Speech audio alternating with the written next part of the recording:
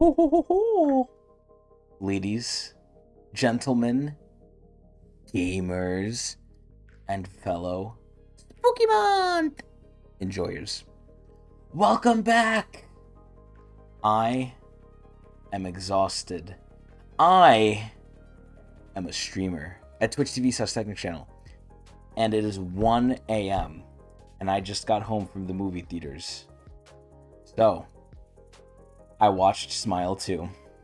So, I recently watched Smile 1 from the comfort of my home, and, just now I got home from deciding to watch Smile 2 in theaters.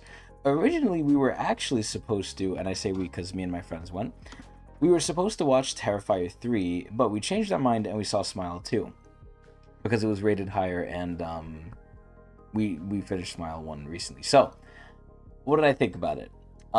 To give a little bit of context and to kind of forewarn people here, as always, I'm going to try my hardest not to go into spoilers for the second movie. The first movie, fully in the ball game. I'm going to talk about the first movie a good bit, and if you haven't seen that, be warned now, go see it, or if you don't care, you don't care, stick along for the ride, but we're going to be talking about it. So, Smile 2 picks up not immediately from Smile 1, but pretty much at the same time as Smile 1. For those of you who don't remember, you need a little refresher.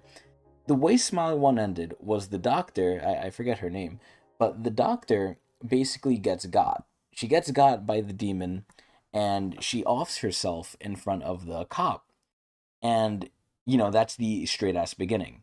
And how Smile 2 starts is we are at the end of the cop's time period, because that's the way the demon works. It gives you, well, it doesn't give you, but there's a certain amount of time that each person has, maybe based on mental fortitude, who knows. But he's basically at the end of his rope, and he knows it, and he does things accordingly.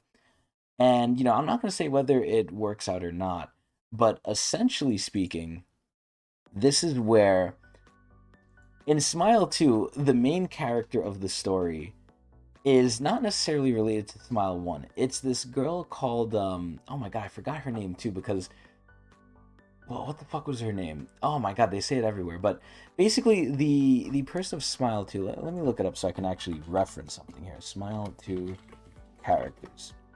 Originally, I was going to do this in my car. Okay, her name is Skye. I remember now. So her name is Skye. So Skye is basically a very popular singer, and I guess dancer as well. Basically a K-pop star, if a K-pop star was in America here. She's extremely popular, and, in one way or another, because I don't want to spoil anything, she basically sees a guy off himself in front of her in a, identical way as what happens in the first movie, and you could kind of tell what's up.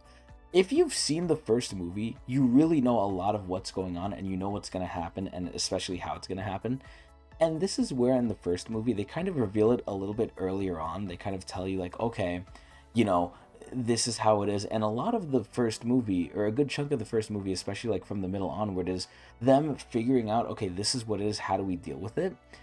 It's not that big in the second movie. In the second movie, you really see and you really feel that Skye not really having any direct connection to these things is more on her own, because in the first movie, who was it? It was a doctor with people around her that had connections, the police officer, right? So she's a doctor, she's smart, she's not stupid, and the police officer obviously has connections and network. She is I don't know how young she is, but she's a relatively young woman who's basically a star, but because of that, she's very isolated. And in the film, you see it a lot, where she says, like, she can't really talk to anyone, no one really understands what she's going on, because her family and the immediate people around her, you have to question whether they really like her for her, or whether they're just there for the fame and the fortune, right? It's a big question that I think is very interesting, and they kind of do push it towards a certain area, especially with what they show.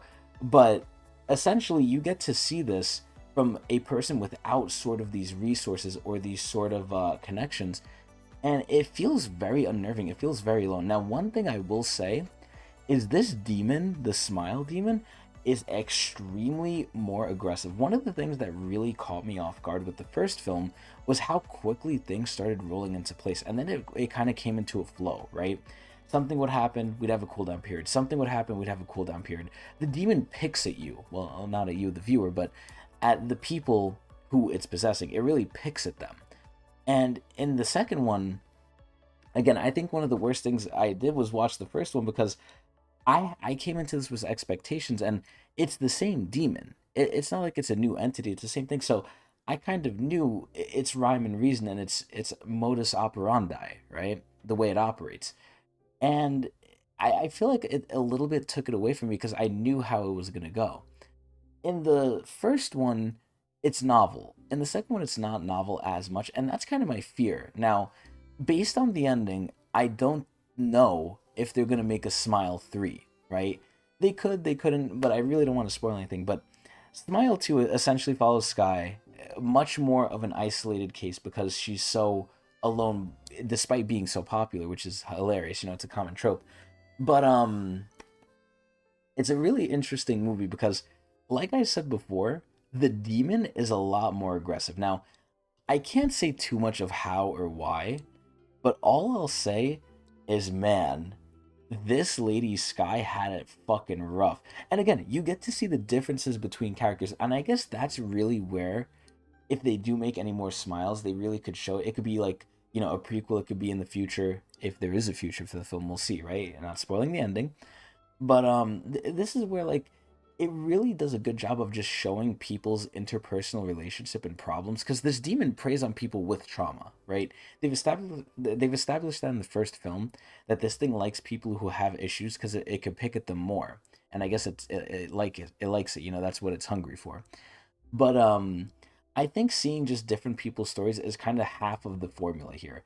The one half is okay dealing with this demon, and I think that half, to me, kind of gets a little bit old, especially if you've seen the first one. But the other half is seeing the individual story of the person getting possessed, and I really like that. You know, I really like seeing Skye's story here, and you know, just how the relationship is. And again, it could be different for every person, so they could definitely keep going if they want to by showing that. But one thing that I had a complaint about, and again, this could be very largely because I did see the first movie.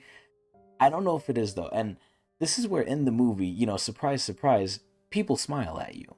People, you know, look at you, they smile, they're creepy, right? And you don't know if they're fully there or not because the demon messes with your sense of reality, which we'll get into. But this is where there's a part in the movie where, and you know, this is going to be a very slight spoiler. There's a part in the movie where the demon is basically assaulting Skye, you know, through her senses, and there's a bunch of people smiling at her. And I feel like at certain points, it's used too much. Like, they remain on screen for too long, and there's too many of them. Like, it's literally a flash mob of people that are just straight up smiling at her, surrounding at her, chasing her in certain instances. And it's like, you know, in the first movie, they show it very sparingly. They don't show it for too long. It's very creepy because it doesn't last that long. In the second movie here, they hold it.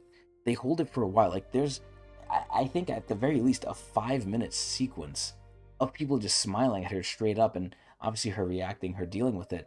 But it's like, I feel like when you show it too much, it takes away a lot of the scare factor. But again, that could be because I also did watch the first one. I honestly don't know. You know, I'm fresh off of it. I'm sure as time goes on, I'll form more of an opinion, but I want to go to bed and I don't want to form it for that long. But you know, one of the things was they showed these things too much. They showed the people smiling too much, and I don't know if maybe it was the actor's fault. I don't know if maybe I'm a harsher critic, but some of the people, because you're including so much, some of them smiling didn't really look all that creepy. Maybe that's just because they overloaded people on the screen who are smiling. Some people are smiling very creepily, and it's very done well. I feel like some of the stand-in cast was like not that creepy when they're smiling. They're just kind of like being silly in a way. And it really depends on what they're doing. And I can't really say too much with what was happening, but a lot of the stuff of what was happening made it feel less silly because they tried to push the envelope more. Again, I'm not saying it never lands. It does land. There's a lot of moments in the film where people are smiling at them.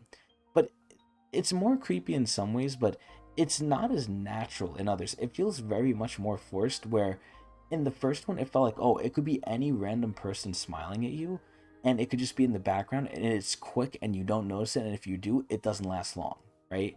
And it could happen in public. This one, a lot of it was in private, and a lot of it, again, felt a little bit forced, but overall it was okay. It's just the one extended sequence that really got me there. Now, the other thing that I'll mention, right? And this isn't necessarily a complaint, it's a really good thing depending on if you like this sort of thing, and it's a bad thing if you don't. There is a lot of ambiguity in the film in a good way. One of the complaints I kind of thought about in the film that my friend mentioned to me was we're basically still at square one. Well, a lot of stuff isn't necessarily changing. We're not really learning anything more about the monster, about this, about that. But in a way, we kind of are. But the sad part is, we don't have an expert like in the first one. In the first one, we interviewed the guy in the prison, right? He's like, oh, this is how it does things. I figured out you have to do this and that. In the second one here, again, it's really not like that. They're more on their own. And there obviously is things there that eventually come in and try and be like maybe a red herring or ways of like out, ways of help, the little like ladder to saving.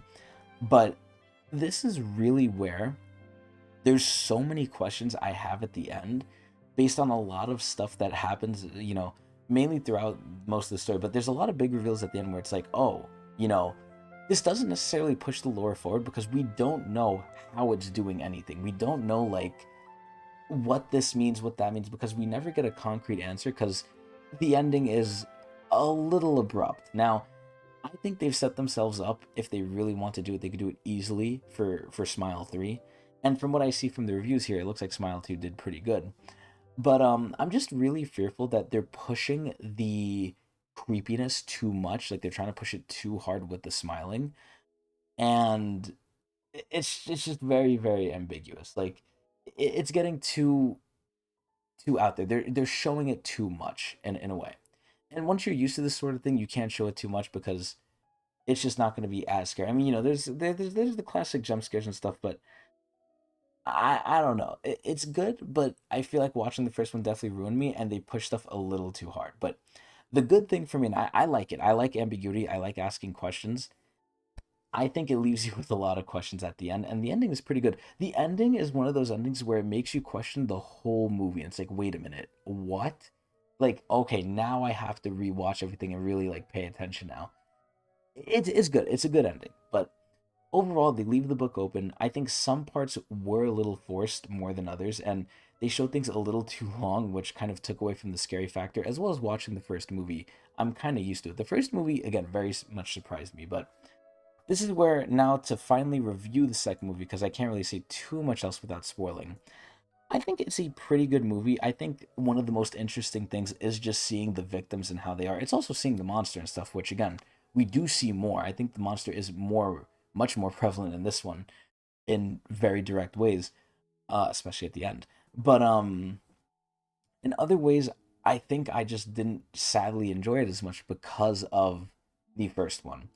And this is where one of the best things for me was seeing the individual character story, which that they can't really get wrong. Well, they can easily get it wrong, but they've gotten it right so far. If you show us different people from previous iterations, it's good.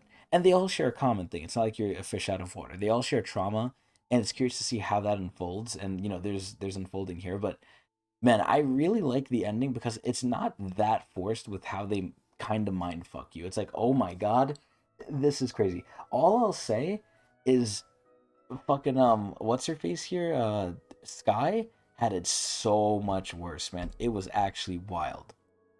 But I would say giving this thing a rating at the end of the day, I can't rate it as good as the first one, just personal preference rise, right? I can fully understand why people would like this more than the first one. I personally didn't.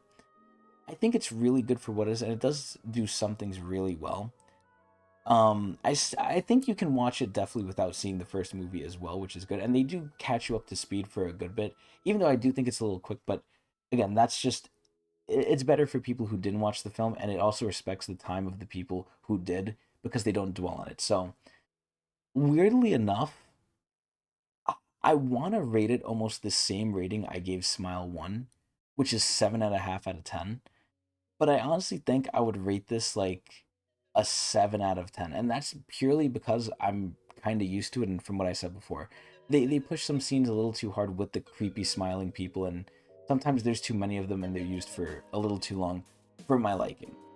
But either way, 7 out of 10 smiles. I hope everyone enjoyed. Please tell me what you think, and please watch me at twitch.tv/Tecnics channel.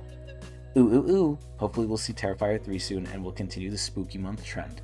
Hope everyone enjoyed.